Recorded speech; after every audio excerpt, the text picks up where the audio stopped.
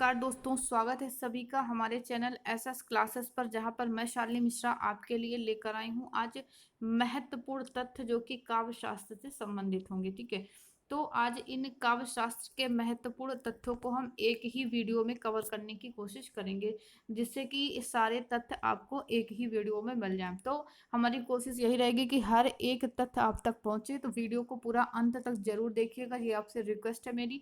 तो वीडियो अगर पसंद आता है तो प्लीज़ लाइक शेयर सब्सक्राइब करना भी मत भूलिएगा। अगर अभी तक आपने हमारे चैनल को सब्सक्राइब नहीं किया है तो प्लीज़ सब्सक्राइब कीजिएगा और अधिक से अधिक शेयर कीजिएगा। तो परीक्षा हमारी नज़दीक ही समझ लीजिए, कभी भी डेट हमारे सामने आ सकती है, तो उस हिसाब से हमें निरंतर हर यूनिट को कवर करना है। तो चलिए देख लेते हैं आज की क्लास को। तो हम सबसे पहला क्वेश्चन देखेंगे अपने काव्यशास्त्र में। क्वेश्चन क्या है, हम वन लाइनर के थ्रू ये आपके लिए तथ्य लेकर आए हैं। तो ये महत्वपूर्ण तथ्य हैं और जिनसे प्रश्न हम अक्सर देखते हैं, बनता ही बनता है। ठीक है, तो भरत मुनि ने सबसे पहले रस शास्त्र का विवेचन किया था, ये एक महत्वपूर्ण तथ्य है। ठीक है, और भरत मुनि ने विभाव अनुभव व्यभिचारी संयोगाद रस निष्पत्ति सिद्धांत का प्रतिपादन किया। ये भरत मुनि की पंक्ति है, बहुत पूछी जाती है। ठीक है, भरत मुनि ने रस सिद्धांत का प्रतिपादन किया। भरत मुनि ने नाट्य शास्त्र को पंचम वेद कहा। ठीक है, और उसके बाद अगला तथ्य आता है कि अरस्तु ने अनुकरण सिद्धांत का प्रतिपादन किया, क्रोंचे ने अभिव्यंजना सिद्धांत को दिया, लॉन्जाइनस ने उदात्त सिद्धांत का प्रतिपादन किया और भट्ट नायक ने साधारणीकरण के सिद्धांत का प्रतिपादन किया। ठीक है, अभिनव गुप्त ने संयोग का अर्थ व्यंग व्यंजक संबंध माना। ठीक है, अभिनव गुप्त ने क्या माना, संयोग का अर्थ व्यंग व्यंजक संबंध माना है। ठीक है, भामय क्या थे, रस विरोधी आचार माने जाते हैं, ये ध्यान रखिएगा। रस विरोधी आचार कौन है, भामय है। रसों की संख्या 9 है, भरत मुनि ने रस की संख्या 8 मानी। ठीक है, भानु भट्ट ने माया को रस घोषित किया है। ठीक है, ये भी चीज ध्यान रखिएगा, भानु भट्ट ने माया को रस घोषित किया। रस सूत्र की व्याख्याता से संबंधित जो ग्रंथ धनवालोक के रचयिता हैं आनंदवर्धन। ठीक है, ये रस सूत्र के व्याख्याता हैं धनवालोक, उनका जो यानी धनवालोक ग्रंथ है आनंदवर्धन जी का। ठीक है, श्रृंगार रस से संबंधित कौशिकी वृत्ति है। ठीक है, श्रृंगार रस से संबंधित है कौन सी रचना, कौशिकी वृत्त। ठीक है, रस निष्पत्ति के सर्वमान्य व्याख्याकार अभिनव गुप्त हैं। ठीक है, शंकु के अनुसार भरत मुनि के रस सूत्र में आए संयोग शब्द का अर्थ है अनुमान। ठीक, और अभिनव गुप्त ने भरत मुनि के रस सूत्र में जो प्रयुक्त निष्पत्ति शब्द है, उस निष्पत्ति शब्द का अर्थ अभिव्यक्त किया है। ठीक है, उसका अर्थ क्या माना है, अभिव्यक्ति। भट्ट नायक ने रस सिद्धांत की व्याख्या करके सबसे पहले दर्शक की महत्ता को स्वीकार किया, और प्रेमान रस की सर्वप्रथम जो चर्चा किसने की, रुद्रट ने की थी। ठीक है, और रस की निष्पत्ति के प्रथम व्याख्याकार कौन माने गए, भट्ट लोल्लट माने गए।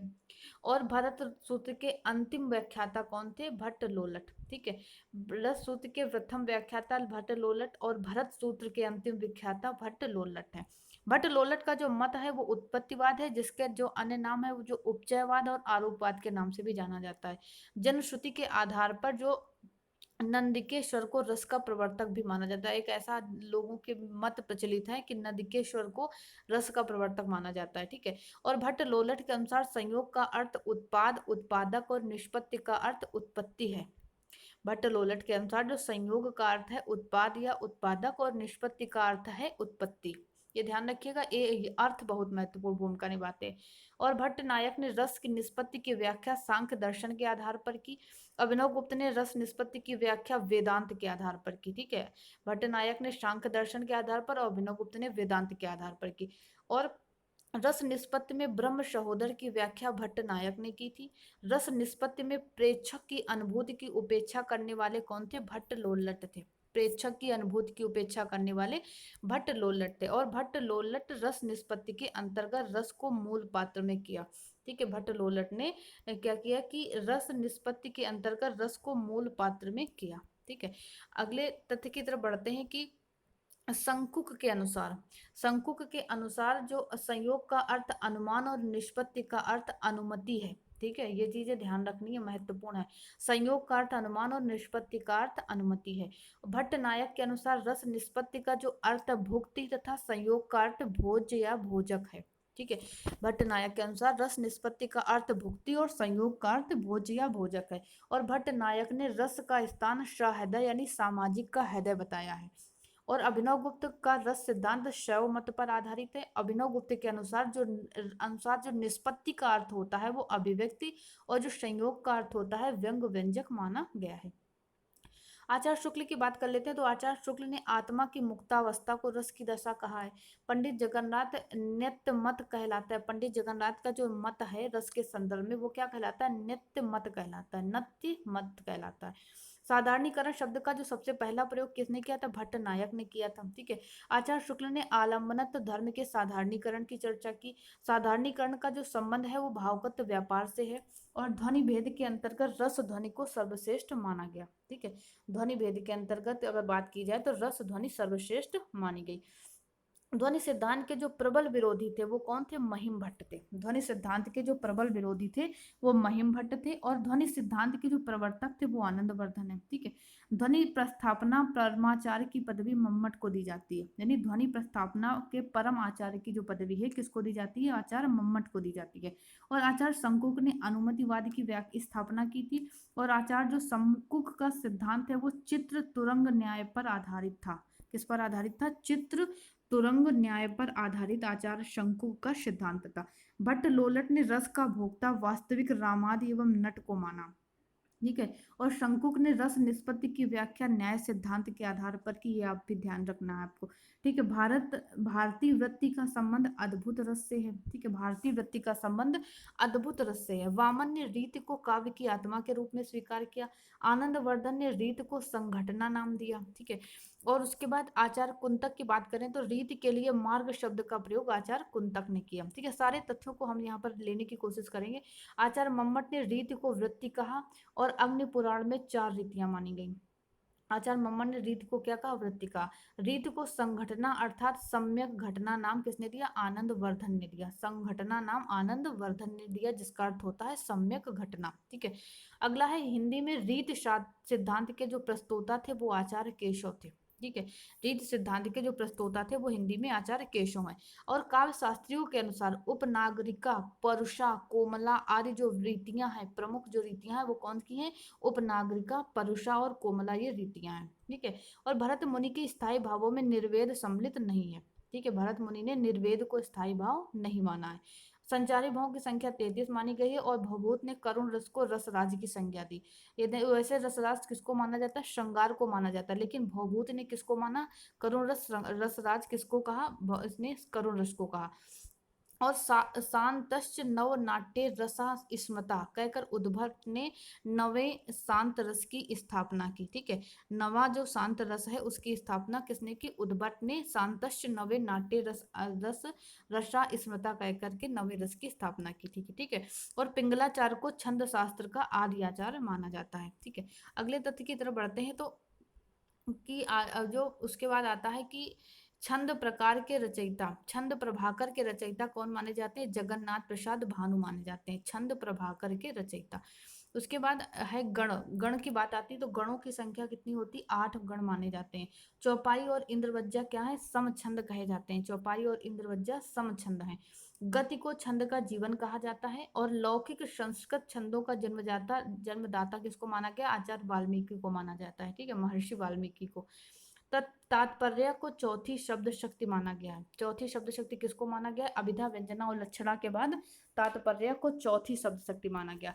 हिंदी समीक्षा में विम्ब शब्द का सबसे पहला प्रयोग किसने किया? आचार्य शुक्ल ने किया। ध्यान रखिएगा, इंपॉर्टेंट फैक्ट है ये कि हिंदी समीक्षा में विम्ब शब्द का प्रथम प्रयोग आचार्य शुक्ल ने किया था।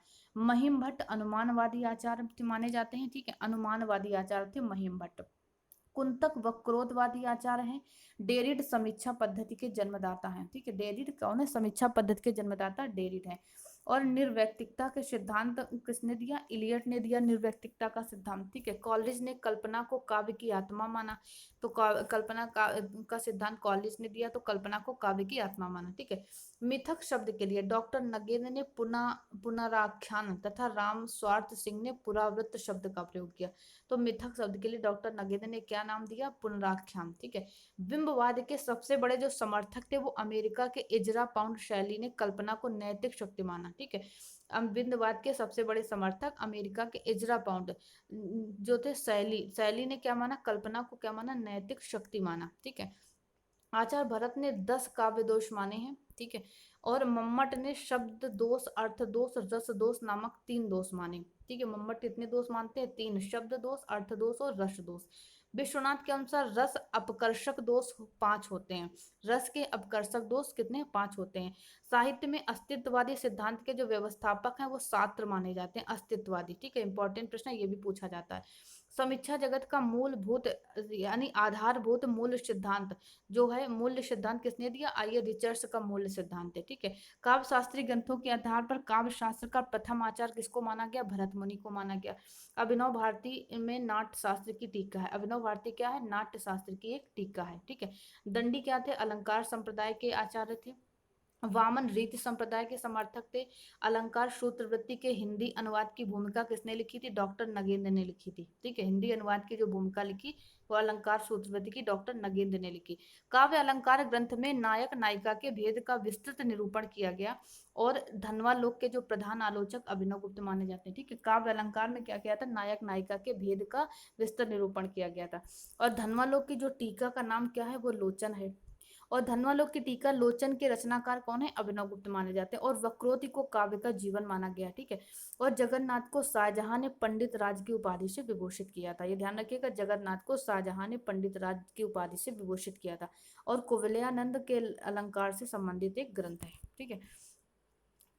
और कुछ फैक्ट देख लेते हैं जल्दी से कि राजशेखर ने प्रतिभा के 2 भेद किए, कार्यत्री और भावित्री प्रतिभा, ठीक है। कार्यत्री और भावित्री राजशेखर ने माना। और सहृदय प्रतिभा को भावित्री प्रतिभा कहा गया, और ठीक है, सहृदय प्रतिभा को भावित्री प्रतिभा कहा गया। काव्य हेतु 3 माने गए हैं, ठीक है। मम्मट ने शब्दालंकार को अधम काव्य, अर्थालंकारों को मध्यम काव्य और गुणीभूति व्यंग और ध्वनि को क्रमशः उत्तम और उत्तमोत्तम काव्य कहा, ठीक है। अगला है कि भट्ट नायक को साधारणीकरण का प्रवर्तक माना गया। अभिधा, भावकत्व और भोग भोग काव्य के 3 व्यापार भट्ट नायक ने किया।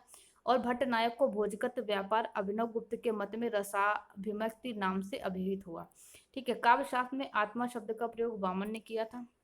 और काव्य के अंतरंग पर बल देने वाला जो संप्रदाय था वो है ध्वनि संप्रदाय, ठीक है। और धनंजय ने साधारणीकरण की व्याख्या के अंतर्गत कवि कर्म तथा कवि अनुभूति की ओर इंगित किया। श्याम सुंदर दास जी ने भावक या पाठक का साधारणीकरण माना है। ये इंपॉर्टेंट फैक्ट है, भावक या साधक का पाठानीकरण किसने माना? साधारणीकरण श्याम सुंदर दास ने माना। रूप गोस्वामी ने उज्जवल नीलमणि में नायिका नायक भेद का निरूपण किया था इस ग्रंथ में, ठीक है। सील के आधार पर नायक के 4 भेद माने के। कवि समय का सर्वप्रथम व्यवस्थित और पर्याप्त निरूपण राजशेखर आचार्य द्वारा किया गया, ठीक है। कुछ और इस यहाँ पर फैक्ट है कि छंदमाला हिंदी साहित्य में छंद शास्त्र की पहली रचना है। और प्लेटो ने काव्य की भर्त्सना करते हुए समाज को बहिष्कृत करने का निर्देश दिया था। काव्य में उदात्त तत्व का जो प्रतिपादक है किसको? पेरिप्सूस यानी लोनजाइनस को माना जाता है। साहित्य का विरेचन सिद्धांत अरस्तु ने दिया।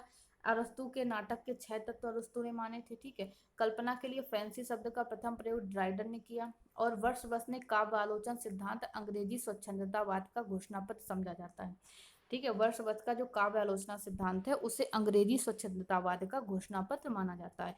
कॉलेज ने कल्पना के 2 प्रकार, प्राथमिक और विशिष्ट कल्पना माने। इलियट ने परंपरा का सिद्धांत और कला और निर्व्यक्तिकता का सिद्धांत दिया। मम्मट ने लोल्लट के मत की व्याख्या करते हुए कहा कि विभाव और स्थायी भाव के बीच जनक जन्म संबंध है, अनुभावों और स्थायी भावों के बीच गमक गम्य का संबंध है होता है, और संचारी भाव और स्थायी भाव के बीच पोषक पोष्य का संबंध होता है। ये ध्यान रखिएगा, मम्मट ने ये व्याख्या की। और भट्ट नायक के सिद्धांत है भुक्तिवाद तथा मूल आधार सांख्य दर्शन है। भुक्तिवाद का जो मूल आधार है वो कौन सा दर्शन है? सांख्य दर्शन है। अभिनव गुप्त के अनुसार साधारणीकरण स्थायी भाव का होता है, विभाव आदि का नहीं, ठीक है। और अभिनव गुप्त के अनुसार काव्य में आश्रय और आलंबन का साधारणीकरण हो जाता है, ठीक है।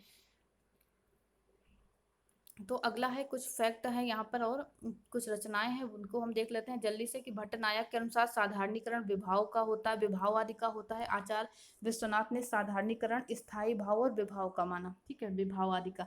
शुक्ल ने आलम्बन धर्म का माना। डॉक्टर नगेर ने साधारणीकरण को कवि की अनुभूति का मानते हैं। क्षेमेंद्र औचित्यवादी थे। इनका जो आलोचना ग्रंथ है औचित्य विचार चर्चा है, ठीक है। सरस्वती कंठावरण के रचयिता अलंकारवादी आचार्य भोजराज हैं। केशव ने सहदेव की चेतना का साधारणीकरण किया। उद्भट अलंकारवादी आचार्य हैं। इनका आलोचना ग्रंथ अलंकार सार संग्रह है, ठीक है। रस गंगाधर जगन्नाथ की रचना है। साहित्य दर्पण विश्वनाथ जी की। अग्निपुराण वेदव्यास की। और चंद्रालोक के रचयिता जयदेव हैं। उसके बाद हिंदी काव्य शास्त्र की जो पहली पुस्तक कौन सी है? साहित्य लहरी है, सूरदास जी की, ठीक है। काव्य शास्त्र की जो रूपरेखा है डॉक्टर रामदत्त भारद्वाज ने इसके लिए रचना है। काव्य शास्त्र की रूपरेखा, इसके लेखक है रामदत्त भारद्वाज, ठीक है। जो बिंबवाद के प्रवर्तक टी.ई. होम को माना जाता है, ठीक है। और भट्ट नायक ने अपने ग्रंथ हृदय दर्पण में ध्वनि सिद्धांत का खंडन किया था। और अरस्तु ने पोएटिस ग्रंथ में मिथक शब्द का मनगढ़ंत यानी कथा मनगढ़ंत कथा का मिथक शब्द के लिए, ठीक है। इसको क्या कहा? मनगढ़ंत कथा का। भामह ने औचित्य के स्थान पर सन्निवेश विशेष शब्द का प्रयोग किया। और दंडी ने औचित्य के स्थान पर दोष परिहार शब्द का प्रयोग किया था, ठीक है। तो अंग्रेजी में जो स्वच्छंदतावाद को जन्मदाता रूसो को माना जाता है। और इसका जन्म 18वीं सदी के अंतिम दशक में होता है। और फ्लावेयर जो क्या था? यथार्थवादी उपन्यासकार था। नई समीक्षा का संबंध स्पिनगार्ड से माना जाता है। और व्याख्यात्मक समीक्षा टी.एस. इलियट को का श्रेय जाता है, टी.एस. इलियट को। प्रबंधवाद को ननकेनवाद कहा जाता है, ठीक है। और अस्तित्ववाद के समर्थक कौन है? शास्त्र माने जाते हैं। कुछ महत्वपूर्ण काव्य उक्तियां हैं, इनको देख लेते हैं जो जिनसे एक प्रश्न निश्चित तौर पर बनता है। तो प्रज्ञा नवोन्मेष शालिनी प्रतिभा मता, ये भट्टोत की पंक्ति है। उसके बाद धर्मार्थ काम मेच्छोसो वैक्षणस कला सुजा भामह की है।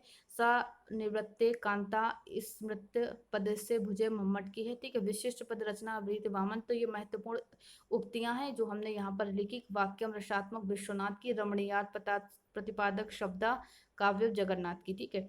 ये सभी महत्वपूर्ण पंक्तियां हैं जो हमने यहाँ पर ली। कुछ कथन भी हैं। साधारणीकरण विभाववादी का होता है या भावकत्व का होता है।